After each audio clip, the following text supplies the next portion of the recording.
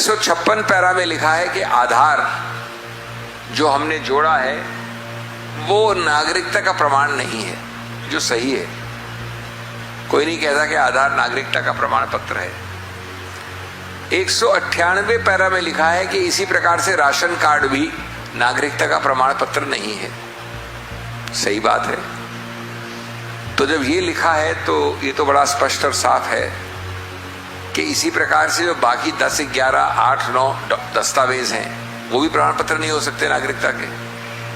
चुनाव आयोग ने सूची दी थी 11 की।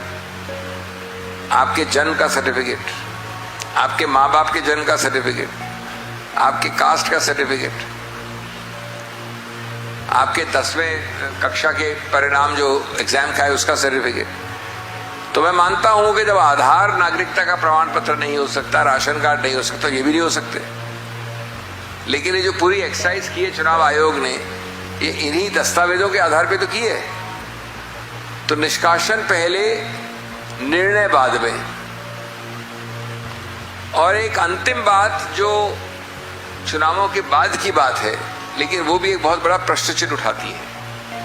बंगाल में आंतरिक आदेशों द्वारा उच्चतम न्यायालय ने एक सिस्टम बनाया कि जो लोग निष्कासित हुए हटे हैं उनको एक अपील मिलनी चाहिए, और उसके लिए कई सेवानिवृत्त न्यायिक अधिकारियों को लगाया गया और अच्छा काम किया बहुत कम समय में। कम समय वाली मूल भूल चुनाव आयोग की हमेशा चल रही है।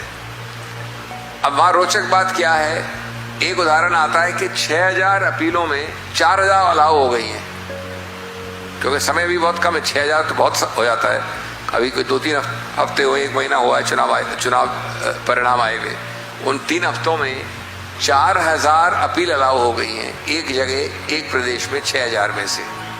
कहते हैं कि 80% अपीलें अलाउ हो रही हैं। इसका मतलब क्या हुआ?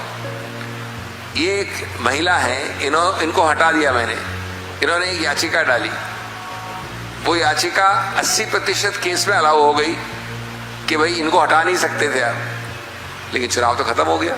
तो अगर 80% याचिकाएं एवरेज औसतन रूप पे सफल होती हैं, तो क्या चुनाव पे एक बहुत बड़ा प्रश्न चिन्ह जो कि खत्म हो गया, पूरा हो गया, परिणाम जिसका प्रकाशित हो गया, उस पर प्रश्न लगता है कि नहीं?